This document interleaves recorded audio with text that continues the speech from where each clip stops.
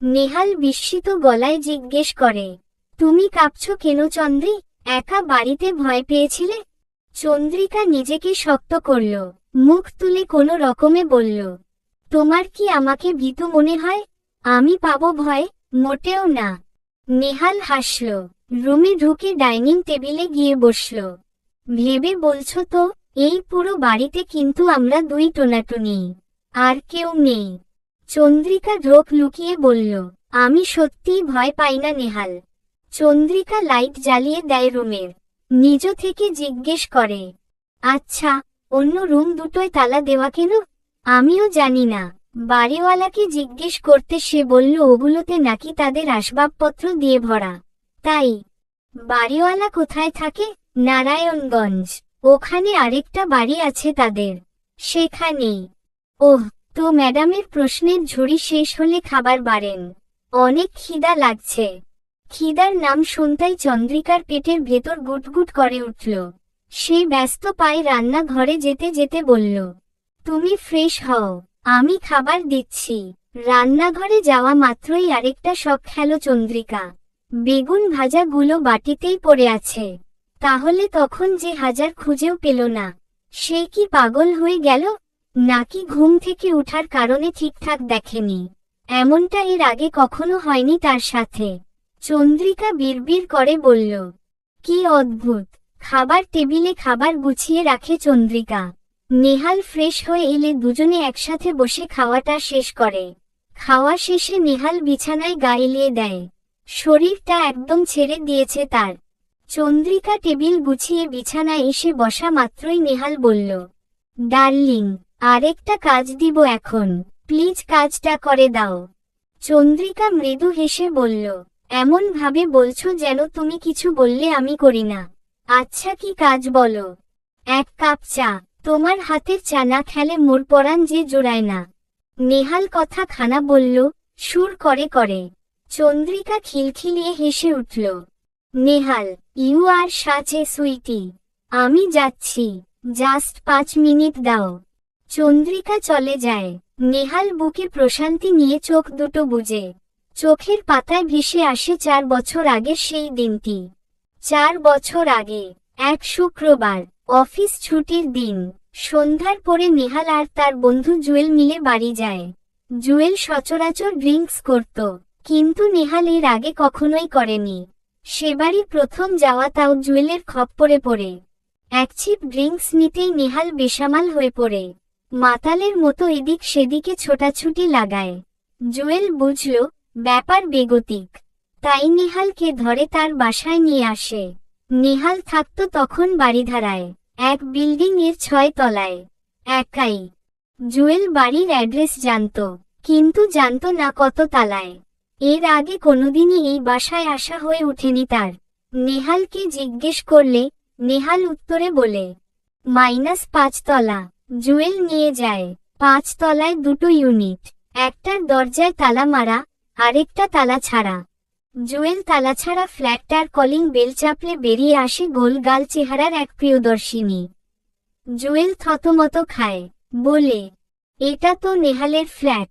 মেয়েটা তীক্ষ্ণ কণ্ঠে বলল, এখানে কোনো নেহাল থাকে না। জুয়েল এক কাঁধে ভর দিয়ে নেহাল তখন ঝিমাচ্ছিল। উঁচু কথায় সে পিটপিট করে চোখ খুলে বিড়বিড় করে বলে, আমার বউ। মেয়েটা তৎক্ষণাৎ দুভ্রু কুঁচকে ফেলে। কিছু বলতে নেওয়ার আগেই নেহাল ঝুঁকে গিয়ে বমি করে দেয়। বমির কিছু অংশ গিয়ে পড়ে চন্দ্রিকার গায়ে, পায়। এভাবেই প্রথম পরিচয় হয়েছিল দুজনার। তারপর 4 মাস দেখাদেখির পালা। তারপর 2.5 বছর চুটিয়ে প্রেম করে ফ্যামিলি সহমতে বিয়ে। আহ, জীবন কত সুন্দর! হঠাৎই চন্দ্রিকার তীক্ষ্ণ কণ্ঠ সমস্ত ভাবনার সুতো ছিঁড়ে ফালা ফালা করে দিল। চন্দ্রিকা চেঁচিয়ে ডাকছে, চা পাতি কই? এই নেহাল, এই বয়রা, চা পাতি কই রাখছ? নেহাল বিষ মুখে রান্নাঘরে আসে। চন্দ্রিকা কোমরে হাত গুজে দাঁড়িয়ে। বলছিলাম সবকিছু গুছিয়ে রাখতে, কিন্তু কোথায় যে কি রাখছ, কিচ্ছু খুঁজে পাই না। নেহাল বিনা বাক্যে মিটসেলফের উপর আঙুল তাক করে। ওইটা কি, আমার মাথা নাকি তোমার মাথা? চন্দ্রিকা চেয়ে দেখে এতক্ষণ যেখানে তন্নতন্ন করে চা পাতি খুঁজছিল সেখানেই আছে জিনিসটা, অথচ সে পেল না। চন্দ্রিকা হতবাক হয়ে পড়ে আমতা আমতা করে বলে, আমি এতক্ষণ ধরে খুঁজলাম, তবুও তো পাবে না, কারণ তোমার তো চোখ নাই, তোমার চোখ হাসে খাইছে। নেহাল গুজবুজ করতে করতে রুমের দিকে আগায়, আর চন্দ্রিকা ভাবে এসব কি হচ্ছে তার সাথে। সকাল সকাল নেহাল অফিসের জন্য বেরিয়ে যায়। কাজ টাজ সেরে চন্দ্রিকা ছাদে এসে বসে। ছাদটাও ছোট, চারপাশে কোনো রেলিং নেই, তবে এখানে লেখালেখি করতে ভালোই লাগবে তার। চেয়ার নিয়ে এসেছে, সাথে একটা ডায়েরি। এখন চলছে জুন মাস, আর মাত্র 8 মাস বাকি ফেব্রুয়ারির, অথচ উপন্যাসের একটা অক্ষরও লেখা হয়নি তার। চন্দ্রিকা আপন মনে বসে ধ্যানে ডুবে যায়, ভাবছে কোথা থেকে গুছাবে গল্পের। ঝিরিঝিরি বাতাস বইছে, পরিবেশ একেবারেই শান্ত। হঠাৎ করে ঝুপ করে পানিতে কিছু পড়ার শব্দ হয়। চন্দ্রিকা লাফিয়ে উঠে চেয়ারে বসে থেকে ঘাড় ঘুরিয়ে পেছনে তাকায়। এখান থেকে স্পষ্ট পুকুরটা। পুকুরের পানি টলমল করছে মাঝোটায়, ওখানেই কিছু একটা পড়েছে নির্ঘাত। চন্দ্রিকার ভেতরের মন বলে, হয়তো নারিকেল পড়ছে। চন্দ্রিকা স্বস্তির নিঃশ্বাস ফেলে আবার ধ্যানে ডুবার চেষ্টা করে, কিন্তু হচ্ছে না আর। বারবার মনোযোগে বাধা ঘটছে। একসময় বিরক্তি নিয়ে সে উঠে পড়ে ধাপোধাপ সিঁড়ি ভেঙে নিচে নেমে আসে ঘরে। কিছুই ভালো লাগছে না তার। একলা বাড়ি, সঙ্গী নেই কোনো। ডায়েরি ঘরে রেখে চন্দ্রিকা বাহিরে বের হয়। বাগানটায় ঘুরে ঘুরে দেখে ফুলের গাছ নেই একটিও, কিছু বুনো গাছ আর হাবিজাবি গাছে ভরপুর। চন্দ্রিকা মনে মনে সিদ্ধান্ত নেয়, জায়গাটা পরিষ্কার করে একটা ছোট বাগান করবে এখানে। বাড়ির মূল ফটকে করা নাড়ার শব্দ ভেসে আসে। চন্দ্রিকা মুখ তুলে তাকায়, লম্বা পা ফেলে দ্রুত গিয়ে দরজা খুলে দেখে একজন প্রৌঢ়া মহিলা দাঁড়িয়ে। চন্দ্রিকা জিজ্ঞেস করল, কাকে চান? কাউকেই না। তোমরা কি এখানে নতুন এসেছো? চন্দ্রিকা হ্যাঁ সূচক মাথা নাড়ল। আর কেউ নেই বাসায়? আছে, আমি আর আমার স্বামী থাকি। এখন আপাতত ও অফিসে, তাই বাসায় আমি একাই। কথাটা শোনামাত্র মহিলার কপাল কুঁচকে আসে আপনা আপনি। তিনি বললেন, আমি জাবেদা, ওই যে দূরে যে বাড়িটা দেখছো ওখানেই থাকি। সাথে 2 ছেলে, ছেলের বউ আছে। নতুন এসেছো তাই পরিচিত হতে এলাম। চন্দ্রিকা মুখে সৌজন্যমূলক হাসি ফুটিয়ে বলল, আসুন, ভেতরে আসুন, 1 কাপ চা খেয়ে যান। না না, আজ না, অন্য কোনো দিন। আজ আসি। মহিলা চলে যেতে নিয়ে আবার পেছনে ফিরে ব্যাক আসে। শোনো, সাবধানে থাকবে। যদি কোনো সমস্যা হয় আমার বাসায় যেও, কেমন? চন্দ্রিকা এই সাবধানে থাকতে বলার অর্থ বুঝল না, তবুও ঘাড় কাত করে বলল, জি খালা, আজ আসি মা। মহিলা চলে গেলেন। চন্দ্রিকা দরজা আটকে ভেতরে আসে। আবারও একা লাগছে তার নিজেকে। দুপুরের পর গোসল সেরে নিজ রুমে আসে চন্দ্রিকা। আয়নার সামনে দাঁড়িয়ে ভেজা চুলগুলো আছড়াচ্ছিল আর গুনগুন করে গানের সুর তুলছিল। এমন সময় রুমের জানালাটা তোড়াক করে লেগে যায়। আদিকালের কাঠের জানালা ভীষণ শব্দ করে ওঠে। চন্দ্রিকা ভয়ে আটকে ওঠে। যখন বুঝল ব্যাপার খানা, একটা স্বস্তির নিঃশ্বাস ফেলে জানালাটা খুলে দেয়। বাহিরের পেলব রোদ্দুর অবশিষ্ট নেই। কালো মেঘে ভরা আকাশ, বাতাসও আছে মৃদুমন্দ। চন্দ্রিকা ভাবে বৃষ্টি হবে। এর আগে বৃষ্টির সময়টায় চন্দ্রিকার একটা উত্তেজনা কাজ করত ভেতরে ভেতরে। ভালো লাগা কাজ করত। 1 কাপ কফি আর সামান্য কিছু ভাজাপোড়া নিয়ে বসে পড়ত জানালার পাশে। কিন্তু আজ একদমই উত্তেজনা লাগছে না, বরং লাগছে ভয়। এ বাসায় আসার পর সবকিছুই যেন চেঞ্জ হয়ে যাচ্ছে ধীরে ধীরে।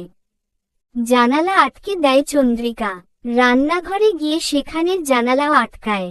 হঠাৎ একটা চাপা আওয়াজ শুনতে পায় সে। কান খাড়া করে শোনার চেষ্টা করলে বুঝে আওয়াজটা আসছে রান্নাঘরের দেয়াল থেকে। ভয়ে চন্দ্রিকার গলা শুকিয়ে আসে। চন্দ্রিকা কাপা শরীরে দেয়ালের কাছাকাছি যায়। কান রাখতেই শুনতে পায় কে যেন ভেতরে আছে, গোঙাচ্ছে। সেই গোঙানির শব্দে তীব্র যন্ত্রণা, তীব্র কষ্ট স্পষ্ট।